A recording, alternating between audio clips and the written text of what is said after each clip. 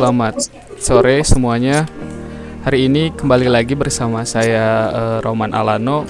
Kita hari ini akan ngebahas salah satu yang menjadi topik di analisa fundamental di trading forex ya, yaitu tentang kebijakan moneter terhadap forex market. Nah, kita akan lebih jauh mengenal salah satu yang menjadi analisa fundamental di trading forex gitu, yaitu kebijakan moneter, yang mana sering sekali menjadi berita-berita gitu di news atau kabar berita yang memang high impact, yaitu tentang kebijakan moneter gitu.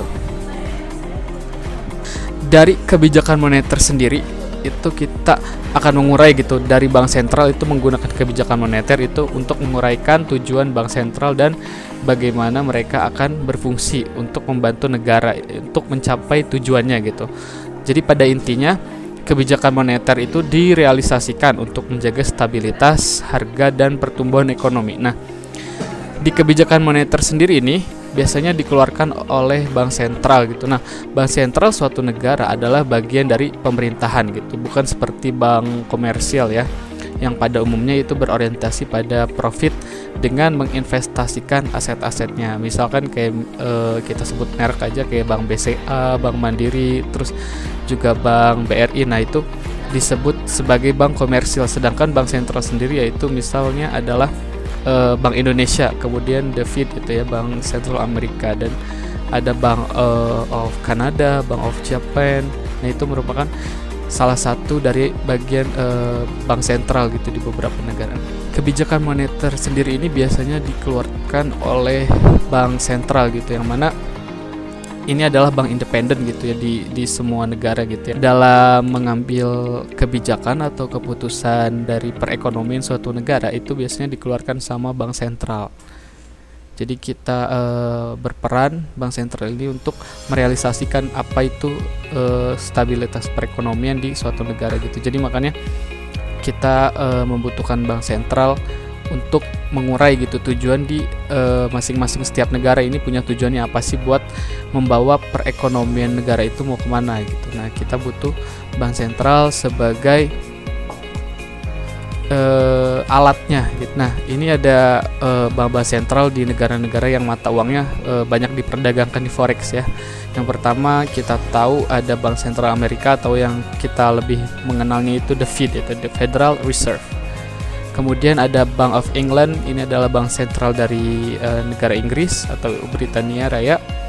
Ada Bank of Japan, ini adalah bank sentral dari negara Jepang. Kemudian ada European Central Bank, ini adalah bank sentral dari negara-negara Eropa gitu, yang menjadi satu di Uni Eropa, yang mana mata uangnya itu euro gitu. Kemudian ada Swiss National Bank, ini adalah bank sentral dari negara Swiss gitu. Kemudian ada Bank of Canada yang berasal dari negara Kanada. Kemudian ada Reserve Bank of Australia atau RBA, ini bank sentral negara Australia. Kemudian ada juga Reserve Bank of New Zealand. Nah, ini adalah bank sentral dari Selandia Baru. Kemudian peran dari bank sentral sendiri apa sih biasanya gitu buat mengambil keputusan kebijakan moneter, yaitu perannya bank sentral itu ya menjaga kestabilan dari sistem keuangan negara dengan fungsi mengatur dan mengawasi terhadap lembaga keuangan gitu. Jadi ini fungsi dari bank sentral yang pertama, yaitu untuk menjaga kestabilitasan sistem keuangan negara gitu. Jadi setiap keputusan yang diambil bank sentral itu sangat berpengaruh pada kestabilitasan ekonomi di suatu negara gitu. Oleh karena itu, makanya kenapa sangat penting sekali dan sangat berdampak sekali gitu tentang kebijakan bank sentral. Kemudian yang kedua itu untuk memperlancar lalu lintas pembayaran dengan menerbitkan uang kartal dan melaksanakan clearing atau bank umum atau komersial. Nah, biasanya kan di setiap negara itu kan pasti mengeluarkan yang namanya mata uang negara masing-masing. Nah, ini dikeluarkannya itu sama bank sentral gitu untuk memperlancar lalu lintas pembayaran dengan menerbitkan uang kartal gitu, uang kertas kayak rupiah, dolar, dan lain sebagainya. Nah, itu dikeluarkan sama bank sentral gitu. Nah, selanjutnya itu yang ketiga, yaitu untuk memelihara rekening pemerintah dan memberikan pinjaman kepada pemerintah jika diperlukan. Jadi bank sentral sendiri ini bisa juga itu meminjamkan kasnya kepada pemerintah gitu apabila pemerintah membutuhkan gitu. Jadi bank sentral adalah bank yang independen gitu.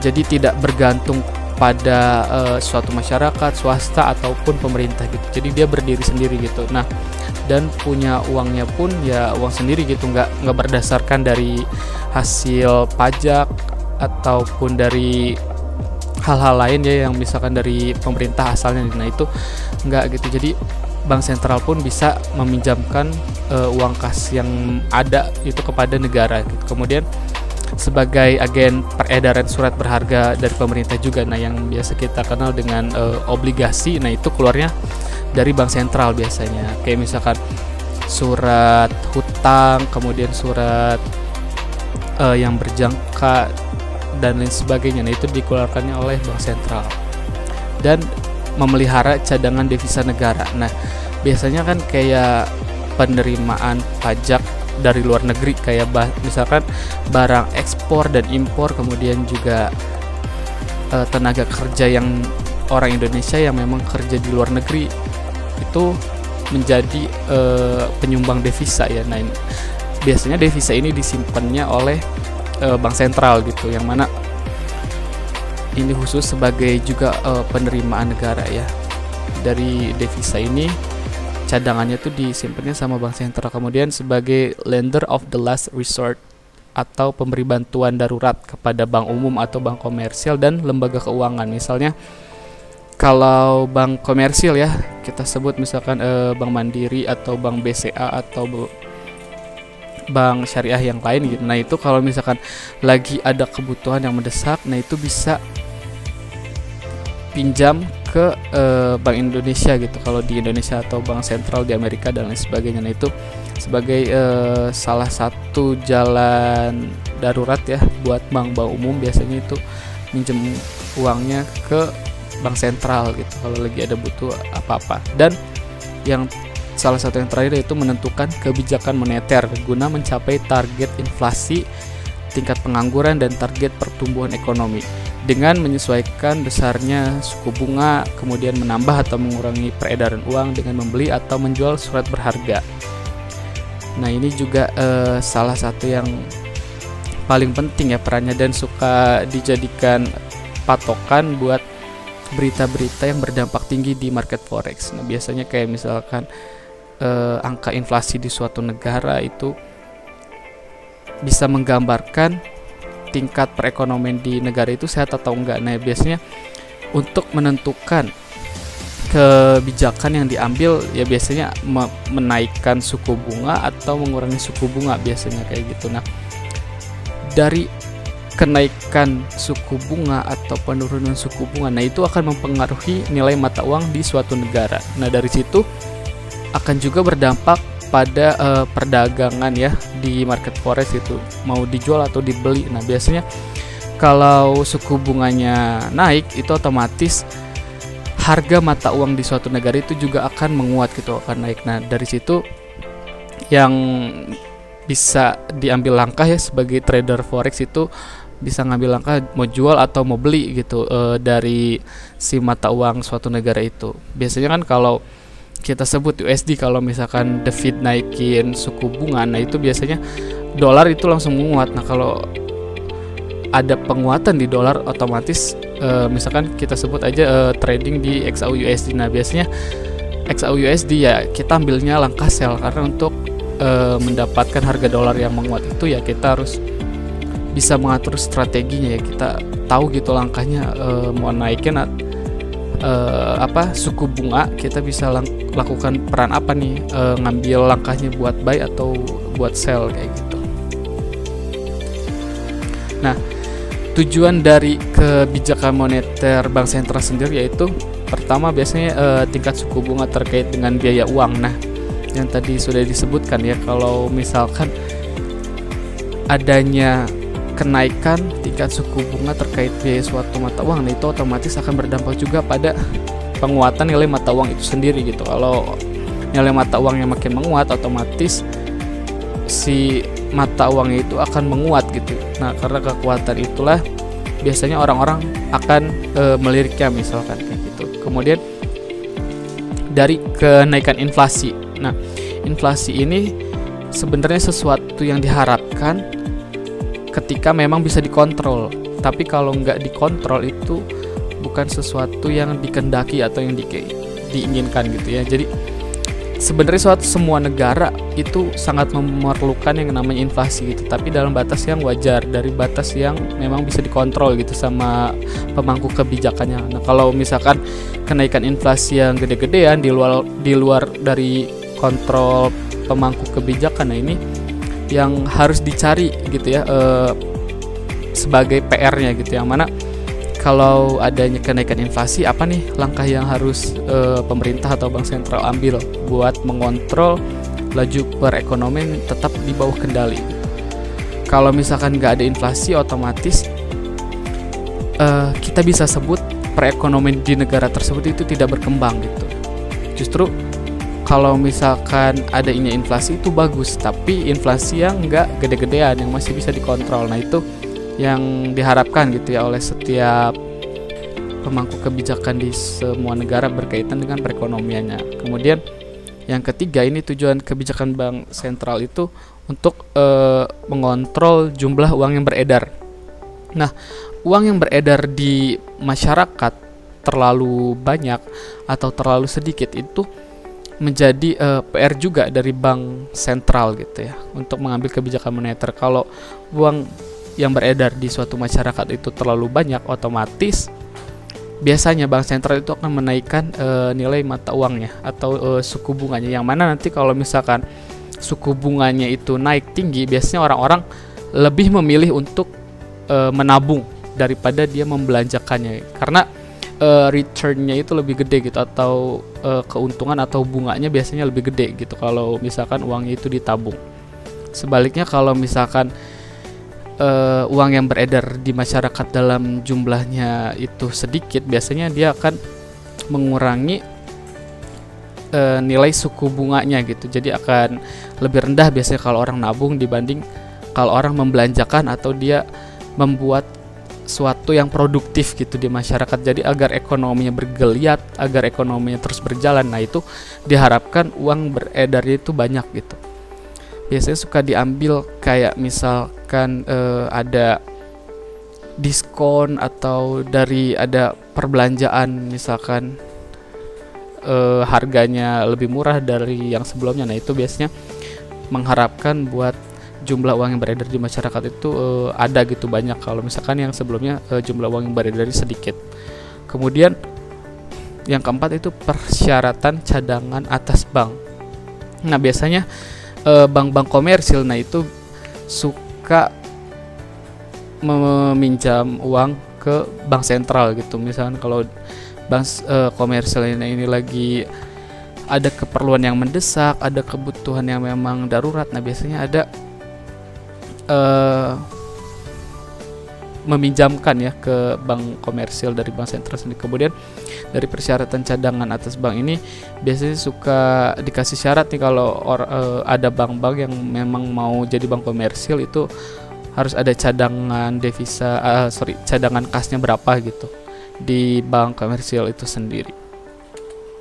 Nah, dari jenis-jenis kebijakan moneter itu ada berbagai macam nih. Biasanya ada yang kebijakan moneter ekspansif, kemudian ada kebijakan moneter akomodatif, kebijakan moneter yang netral, kemudian kebijakan moneter yang kontraktif gitu atau restriktif. Nah, biasanya kalau yang ekspansif ini tujuannya lebih untuk membangun perekonomian. Nah, yang akomodatif biasanya untuk menyalurkan gitu uang yang beredar itu semakin bagus atau gimana. Nah, kemudian ada kebijakan moneter yang netral gitu, biasanya untuk meredam suatu fenomena, biasanya entah itu inflasi yang terlalu tinggi, entah itu uang yang beredar di masyarakat terlalu banyak. Nah, biasanya kebijakan moneter yang netral yang suka diambil. Nah, kemudian kebijakan moneter yang kontraktif atau restriktif. Nah, biasanya ini untuk memacu geliat perekonomian di suatu negara. Nah, pemerintah atau bank sentral suka ngambil yang kebijakan kontraktif gitu, biar perekonomian yang enggak tersendat, enggak cuman berhenti di tempat, enggak jalan di tempat gitu, yang stagnan. Nah, biasanya suka ngambil kebijakan moneter yang kontraktif gitu. Kemudian sambutan pasar soal kebijakan bank sentral. Nah, ini yang suka keluar juga ya kalau di berita-berita atau di news forex, misalkan di kalender forex. Nah, itu ada dua biasanya, ada yang kebijakan menurut Hawkins dan Dovish. Nah, biasanya kalau yang berbau Hawkins ini istilah ya, dari Hawkins atau Dovish ini merupakan istilah. Nah, biasanya kalau yang Hawkins ini istilahnya itu bisa muncul sebagai respon yang untuk menggambarkan kebijakan moneter yang cenderung kontraktif gitu, seperti menaikkan suku bunga atau mengurangi neraca bank sentral. Nah, beberapa kata kunci yang biasa diantisipasi oleh market atau pasar sebagai arahan bernada Hawkins yaitu pertama, adanya pertumbuhan ekonomi yang kuat. Kemudian yang kedua, ada laporan data kinerja suatu sektor yang optimis kayak gitu. Kemudian ada yang ketiga, ini ada inflasi yang meningkat.